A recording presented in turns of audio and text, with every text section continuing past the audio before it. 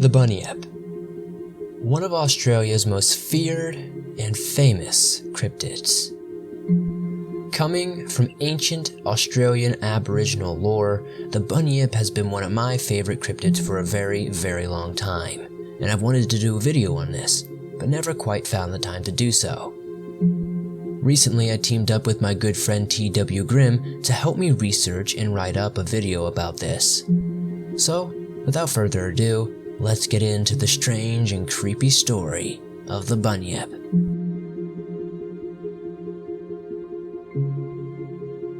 I feel compelled to take the unconventional step of breaking the fourth wall to make a confession. I began my research into the legend of the Bunyip with my skeptic's hat firmly in place, as usual. But at the time of this writing, I have to admit that I'm honestly not too sure anymore. Although much of the evidence could be dismissed as anecdotal, in my opinion, there are some very compelling arguments in favor of this overgrown critter's existence.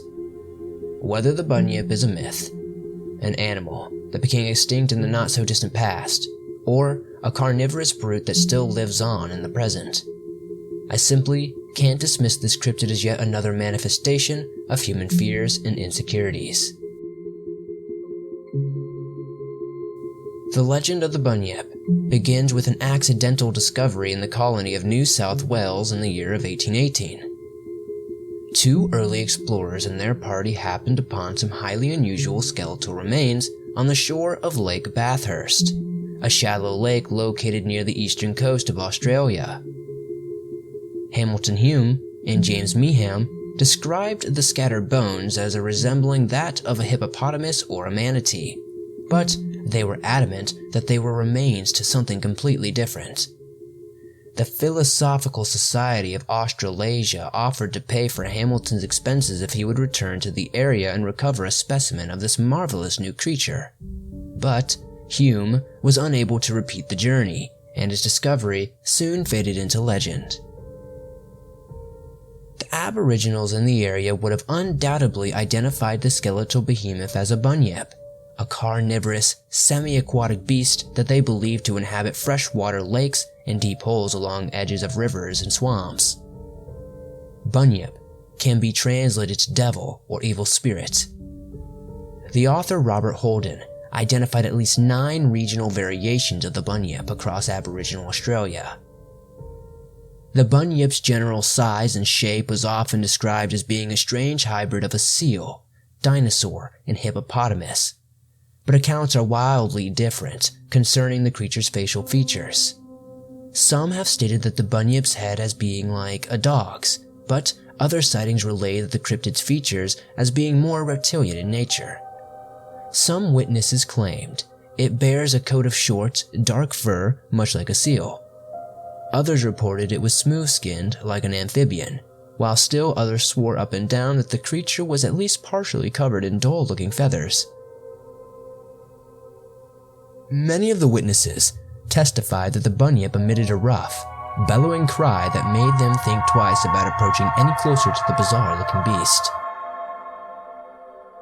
The Aboriginals believed that the Bunyip was a dangerous predator, quick to anger and physically formidable. Many of them believed that the mysterious animal was a supernatural beast, and they avoided any water that may have been haunted by one of these malignant creatures. As Europeans pushed their way across the continent in the 1840s and 50s, Bunyip sightings became more commonplace.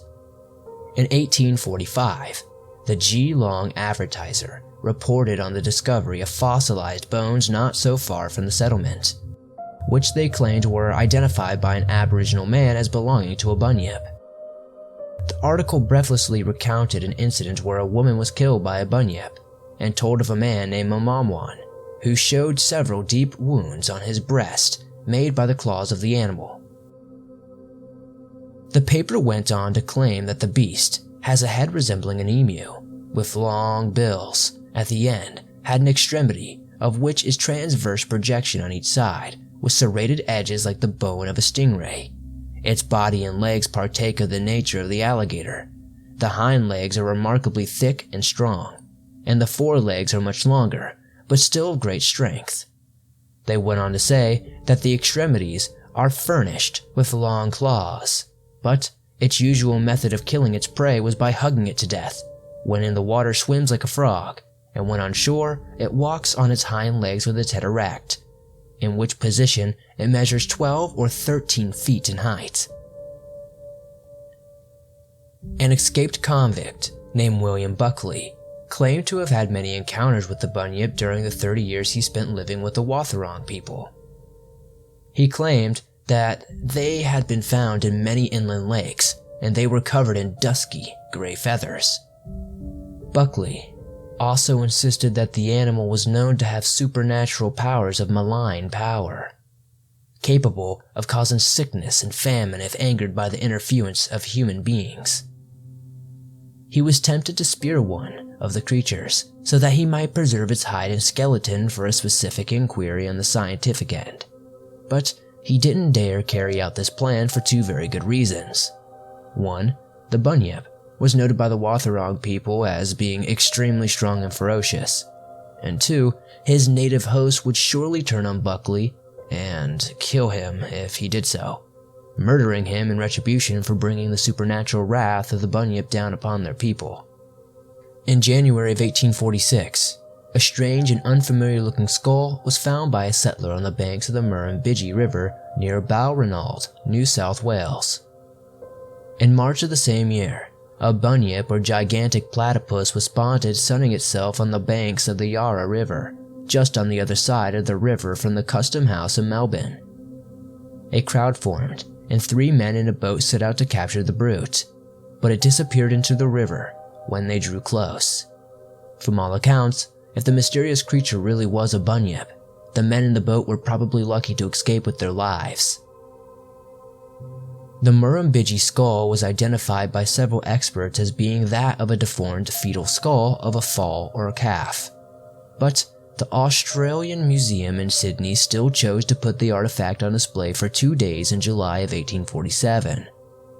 It was reported by a local newspaper that many of the visitors who were lined up to view the skull were sharing their own encounters with the bunyip amongst themselves. Although many of these stories were likely cases of mistaken identity or even outright fabrication, it was clear that the bunyip had become more than a rumor or a myth in the eyes of the general population. In 1857, a British artist named Edwin Stockwhiller reportedly made a drawing of a bunyip while making sketches of the scenery along the Murray and Goulburn rivers. Although the incident was sensationalized in papers, Mr. Stockwhiller maintained that he had seen and sketched a bunyip. He said the animal was mostly submerged in the water, with only its neck, back, and shoulders visible above the water. The sketch was later incorporated into a diorama that was said to be a mile in length when assembled, but the work of the art has sadly been lost over the intervening years. It has been argued that the discoveries of these unfamiliar-looking remains could be attributed to naturally occurring birth defects in some of the larger Australian fauna, as in the case of the misidentified remains found beside the Murrumbidgee River. However, this creates a sharp and very obvious counterargument. How many individuals of any given species could realistically be born with a fairly specific set of physical defects, when there is no documented evidence of these defects in the living populace? Why and when did this trend of deformity come to an end? To date, there has been very little evidence brought to light which might support this theory. It would be very tempting to the intellectually lazy skeptic to explain away eyewitness accounts as the misidentification of Australian wildlife. In fact, it was asserted by the educator and geographer Charles Fenner that the bunyip is actually a result of non-coastal Aboriginals encountering seals that had made their way inland via the Murray and Darling rivers. Fenner stated that the bunyip's unusual proportions could be attributed to the exaggeration and distortion through repeated retellings of the encounter. Frankly, I find the notion that the Aboriginals could repeatedly mistake a seal for a fierce, man-eating beast is at best very naive, and at worst, it's an extraordinarily smug, baseless, and condescending argument. People who live off the land are more than capable of recognizing the wildlife that shares their home. In fact, oftentimes, their lives depend on it. This argument smacks of preconceived notions and contempt for the Australian Aboriginals, a people who had thrived for 30,000 years before suffering massive casualties during violent clashes with their European invaders, as well as suffering the twin specters of famine and disease, both brought on by denial of access to their old hunting grounds. On the topic of evidence, the Bunyip is one of the few cryptids whose existence was, at one point, supported by some kind of physical proof. The proof in question was named the Cella-comb Bunyip by an article published in the magazine Australasian in 1851. The Cella-comb Bunyip was an outline of a bunyip that was killed on the banks of a creek near Cella-comb Station, near Ararat, Victoria. According to the legend, a bunyip lunged out of the deep watering hole and seized a man from a passing group of natives, killing him in the attack.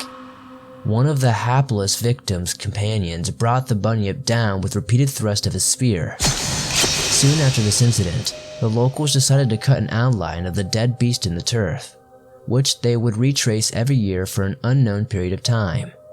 It still existed as late as 1867, when the site was visited by Mr. R.E. Johns, the clerk of petty sessions in the small settlement of Moonambel. Mr. Jones drew a sketch of the outline that closely matched a drawing made in 1855 by George Henry Wathen, who made detailed measurements that put the size of the creature at 28 feet from tip to tip. Johns also made a map of the outline's location. Unfortunately, the area was soon settled by new European arrivals, and although the outline was fenced off for a period of time, the land was eventually used as a grazing pasture for sheep, and the outline was forever lost. Australia is a continent filled with bizarre life forms. Consider the platypus, a duck-billed, egg-laying aquatic mammal that is equipped with the poison spurs on its hind legs. Or the thorny devil, a spiky little reptile that drinks through grooves in its hide that draw moisture towards its mouth. Throughout the Pliocene epoch, a period of time that ended only 12,000 years ago, Australia was home to a variety of gigantic megafauna, such as Diprotodon, a marsupial that stood over 6 feet at the shoulder and weighed in at a whopping 6 tons, or the Dromornithids, flightless birds who towered at heights of 9 or 10 feet in the air. A bunyip would certainly not seem out of place in such remarkable company. Indeed, as early as 1871, experts such as Dr. George Bennett have forwarded their theory that the bunyip is a racial memory of Aboriginal encounters with the Diprotodon. It's worth noting that a distant cousin of the Diprotodon, a powerful predator known as the marsupial lion, was an impressive killing machine that could weigh up to 350 pounds, fight while standing on its hind legs, and is believed to have had the strongest comparable bite to any known mammal, living or extinct. The marsupial lion didn't become extinct until roughly 46,000 years ago, allowing for the possibility that it terrorized Australia's first human citizens for a good 14,000 years before the species dwindled and died. If the ancient Aboriginals once fell prey to the likes of the land-dwelling marsupial lion, it would not be completely out of the realm of possibility that they may have been menaced by an equally savage aquatic counterpart, the bunyip. It could very well be that this beast evolved to occupy a specific niche over millions of years. A hardy mammal that was designed to endure extreme adversity and hardship. As the other megafauna slowly fell to climate change, natural disasters, and the cunning human invaders with their spears, the bunyip lived on, surviving through its ability to spend much of its time hiding in the deep waters. It could very well be that the new invasion of European colonists spelled the end for the bunyip, the last of the Australian giants. With their gunpowder and ballistic expertise, it's easy to imagine that this second wave of human conquerors were the straw that broke the camel's back with the already stressed bunyip population, and they joined their ancestors in the cold crypt of extinction. Of course, this is all conjecture. No one has ever brought forth and analyzed the remains of a bunyip, and certainly no one has ever obtained evidence of a live specimen. Still, The absence of evidence does not necessarily equate to the evidence of absence. This principle can be demonstrated by the discovery of the coelacanth off the coast of South Africa in 1938. The coelacanth is a prehistoric fish that was thought to have been extinct in the late Cretaceous some 66 million years ago. Since then, dozens more of the primitive fish have been documented in the waters that surround Africa and Indonesia. It's likely that the people have been occasionally catching the unpleasant tasting fish in their nets for countless millennia, but had no idea they were tossing back a living exhibit of ancient history. All things considered, there's an unusually strong case for the existence of this cryptid. In fact, I'm not sure if the word cryptid is even the correct term for this animal. Unlike most cryptids, the bunyip could possibly be placed somewhere in the sprawling tree of our planet's evolutionary history. I feel that there's at least a slim chance the bunyip once reigned supreme over the freshwater lakes and rivers of Australia. A fierce and successful mammalian predator that struck terror in the hearts and minds of prehistoric man. Yet, the questions remain. Are they truly gone? Australia is an enormous island, boasting an area of 4.7 million square miles. Could an isolated population of the creature still be inhabiting some remote lake or backwater? While I don't believe that is very likely, I don't disbelieve it either. Throughout the history of our planet, many strange life forms have dwelt beneath the umbrella of our innocuous blue skies. It's an interesting legend that fires the imagination, and it opens the discussion of how prehistoric species could be classified if they survived into the modern age. I hope you enjoyed this investigative documentary, and I look forward to replying to all of your comments and theories down below. If you enjoyed this documentary, be sure to hit that like button as it helps me out a ton. This was a lot of fun to make, and it took a lot of time and effort. So please, if you can, hit that like button, leave me a comment below, and potentially share this on your Facebook, your Twitter, or any other social media you may have. If you have a story or anything else, be sure to submit it at swampdweller.net or the email you can find in the description down below. I'd love to share your story with everyone here in the swamp. It's stories like yours that keep this channel going. Much love to my friend T.W. Grimm who helped me research and write this up. If you guys liked this, be sure to show him some love. I'll see you all soon with another creepy video.